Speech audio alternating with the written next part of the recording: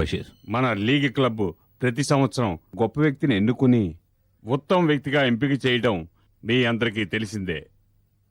ఈ సంవత్సరం గాను మన లీగ్ క్లబ్ తరఫున ఉత్తమ వ్యక్తిగా ఎంపికైన వారు శ్రీ రవీంద్ర.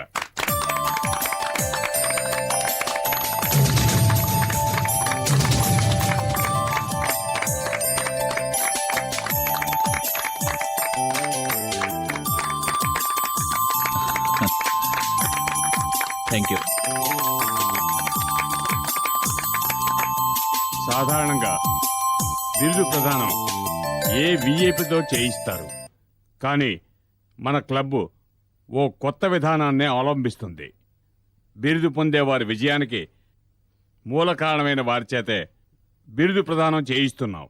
శ్రీ రవీంద్ర గారికి బిరుదు ప్రదానం చేయమని ఆయన విజయానికి కారకురాలైన శ్రీమతి సుధా రవీంద్ర గారిని వేదిక మీదకి ఆహ్వానిస్తున్నాం.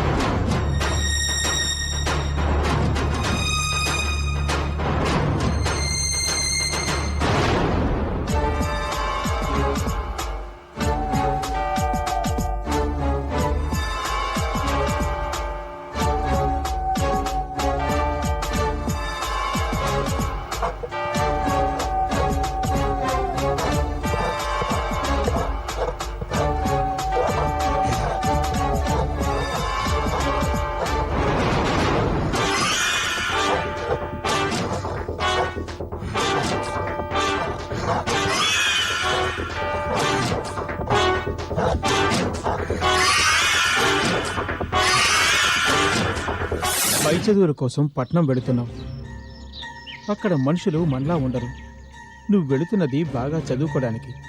నువ్వు బాగా చదువుకొని మనకి మన గ్రామానికి మంచి పేరు కావాలి. నీకు చదువు ముఖ్యం, అది గుర్తుంచుకో. అవినాష్, నీకు కావలసిన సదుపాయాలన్నీ నా ఫ్రెండ్ సుధ చేస్తుంది. నువ్వు ధైర్యంగా వెళ్ళరా, ఇంకేం ఆలోచించుకో.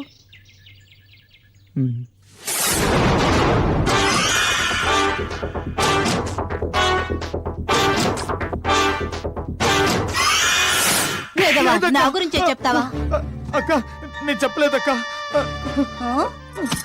నువ్వు చెప్పకపోతే ఇంకెవరు చెప్తారా? నిజమక్క, నన్ను నమ్మక్క. నేను చదివి తీరాలక్క, అందుకే ఇవన్నీ సహిస్తున్నాను. నీ విషయం నేను ఎప్పటికీ బయటికి చెప్పనక్క. ప్రామిస్ అక్క, నన్ను నమ్మక్క.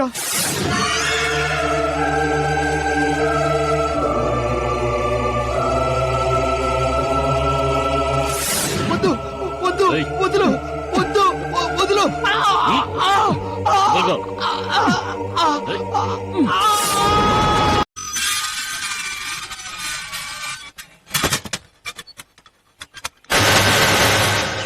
మనం ఇక్కడికి దేనికి వచ్చాం?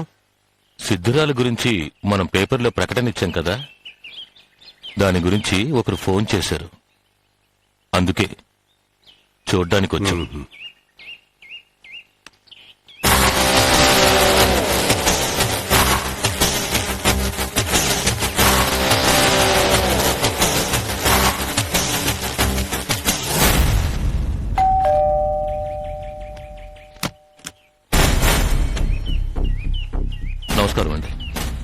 నమస్తే. నేను రామానుజంని. ఓ, ఆ మూగపిచ్చి దాని గురించి పేపర్లో ప్రకటించింది మీరేనా? అవునండి. ఆ, రండి రండి, లోపలికి రండి.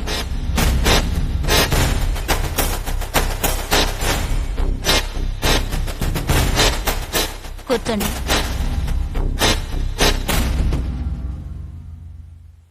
ఇన్ని రోజులుగా ఆమె గురించి డైలీ పేపర్లో ప్రకటన ఇస్తూనే ఉన్నాం.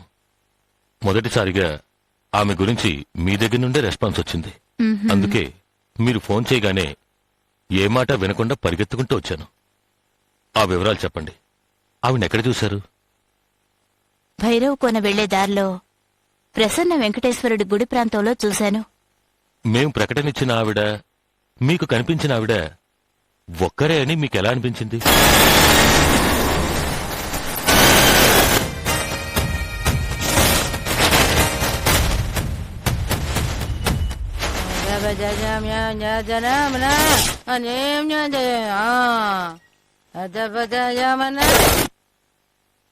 ఆవిడ చూడ్డానికి పిచ్చిదానిలా ఉన్నా ఆవిడ ముఖంలో ఒక తేజస్సుంది.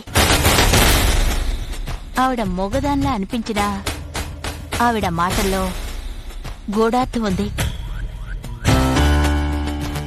ఈ విషయం గురించి మా భార్యాభర్తలం కూడా మాట్లాడుకున్నాం. అందుకే ఈ ప్రకటన చూడగానే ఆవిడ గుర్తుకొచ్చి మీకు ఫోన్ చేశాను. మీరు మాకింకో సహాయం చేయగలరా? చెప్పండి. ఇప్పటి వరకు ఆవిడ గురించి వినడమే తప్ప చూసింది లేదు. మీరొక్కసారి మాతో వచ్చి ఆవిడ్ని చూపించగలరా? అది